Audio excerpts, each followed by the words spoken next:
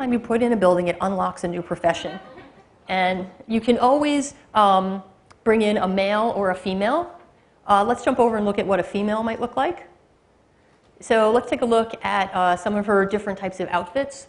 And you'll see, we're just going to get you a quick look. I could spend a really long time in here. This is, for me, the start of where storytelling takes place.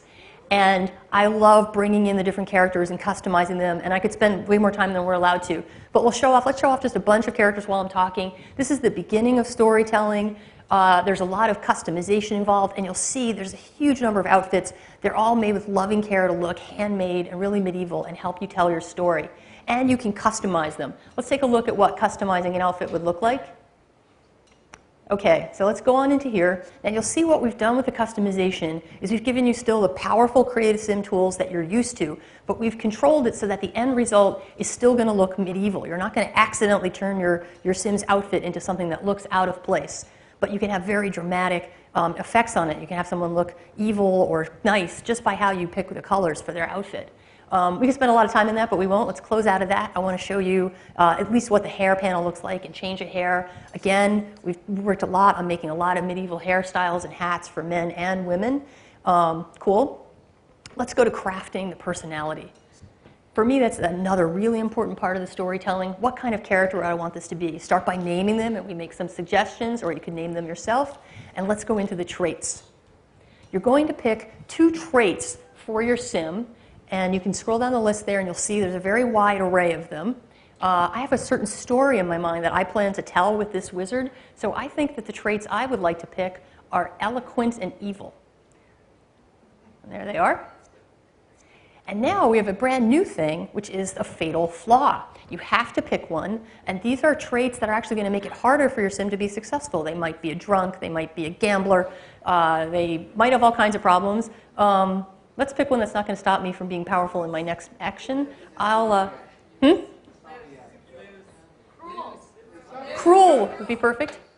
Let's go with a drunkard. Doesn't matter to me. Cruel is fine. Go with cruel. I love that icon. Okay, close that up.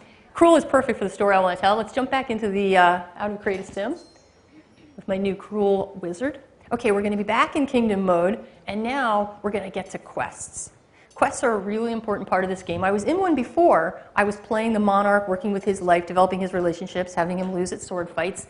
Now I'm going to get to play whoever I want next. I could choose the monarch, I could choose the wizard, or the bard, or the spy. From quest to quest, you get to pick which hero Sims you want to be controlling. There's a lot of different quests, and which ones are available depends on which characters you have in the game and how your kingdom is doing in terms of those aspects that we showed you. Let's pick the one, The Witch is Back. This is a great example of how we approach quests.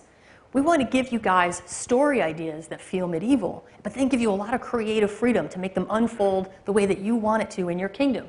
So we give you that scenario. There's a witch. What do you want to do about it? You might choose a delightful wedding. You'll marry the witch. The only hero that can do that is the monarch, it turns out. Or you might choose counterspelling, where you're going to just debilitate the witch, which you could do with the wizard or the Jacobin priest or the physician. Or you could say, a witch no more. I'm going to kill that witch. And again, the wizard, the knight, or the spy. Spy might use poison to do it. Knight might do his sword. Let's try that one. So we're going to go into Witch No More. There often might be other heroes here that I don't have available right now. Let's start the quest. So now we're going to get a look inside the wizard's tower. Now we see down here 2 of the wizard's signature objects. Over on the left is her crafting station, and here in front is the arcane tome, where she can scry and study spells. We're going to have her do a couple of things, but I'm actually going to have her cheat and become a 10th level, a highest level wizard, because I want to show off a lot of powerful stuff that the wizard can do. All right. I'm also getting an achievement by cheating, because we have a whole achievement system in this game, and it tracks platinum, gold, silver, or bronze for how you finish quests, and lots of different things that it can track in the achievements book. So let's skip ahead on this story node. So we'll just skip past that. And so we're in our following of the quest. We can see that usually this will tell us what's the next step you need to do if what you want to be doing is moving the quest along. And the answer is scry. So let's have her go and scry, which means using that magic ball, in case you didn't all know what scrying was. Now, while she's scrying, I can talk a little bit about how there's a balancing act between what you're doing to move a quest forward and what you're doing just to run the daily life of the hero sim you're controlling. Whichever hero sims you're controlling, you can see that you've got their hunger and their energy, that you're making sure they got enough sleep and food. And two more things, which because this is pre-alpha software, the icons aren't there yet, which are their responsibilities. That means for every hero sim that you play, it's going to feel different. If it's the physician, you need to be healing the sick. The blacksmith, you need to be making armor and weapons. If it's the wizard, you need to be scrying or learning new spells or gathering plants that you're going to make potions. So each hero sim has different responsibilities that you can complete throughout the day to get rewards, or negative things happen if you don't complete their responsibilities. All right, let's finish up with the scrying. Have her hurry up. And you see she's gaining a lot of experience for this, which will help her level up as a wizard, although I've already cheated taking care of that. And we would see a scene about some horrible stuff happening. Another thing that's not in yet, because it's pre-alpha. There's an evil witch going on that we want to do something about. And we can see that this little icon down here that reminds us about the next quest node will tell us that we're going to head up to the throne room. We're going to talk to the monarch about that. Before we do that, since we know there's a nasty witch on the loose, why don't we learn a spell that might help us? Now you guys are going to learn about the magic system. There's a lot of different spells that your wizards can learn. Let's pick one. We're going to do Magic Arrow. Now I'm going to need your help. You see those three icons? Those are runes. She has a collection of runes, and as she gets to be a higher and higher level wizard, she has more runes in her collection, more different spells. So if we want to learn Magic Arrow, we have to remember energy, air, light, in that order. Energy, air, light. So let's go learn that spell. What is it? It's energy, air, light. Okay, let's put them all in. All right, and now she's going to start studying the spell. And there are some sort of Easter egg spells that you can learn that aren't listed there that will give you hidden spells. Now what she's doing is with every different rune, it's a different element, there's a different set of motions that go with that magic system. And she's got to learn them all in the proper order so she can do them again when it's time to cast that spell. Oh, she's thinking about being evil. Okay, so let's do the next step in the quest, which is to head her on up to the castle. You can see there's a little yellow map tag that will remind her where do you need to go, who do you need to talk to if you're working on quest stuff. Just teleport her on up there for now, which is actually a spell that she can learn to do. And let's have her go, now that she's in there, the next thing she needs to do is to go talk to the monarch. So let's have her go and talk with the monarch. Yeah, we can see, warn the monarch, it says. Warn the monarch about the witch. So there he is, he's talking to some foreign leaders. See how there's a quest-specific interaction that helps you flesh out the story you're telling, warn about the witch. So she's going to kind of come in and tell them things. Some of those guys are wearing temporary outfits, those kind of glowing ones, those are the foreign leaders, and we just marked them like that so we can keep track of them for now.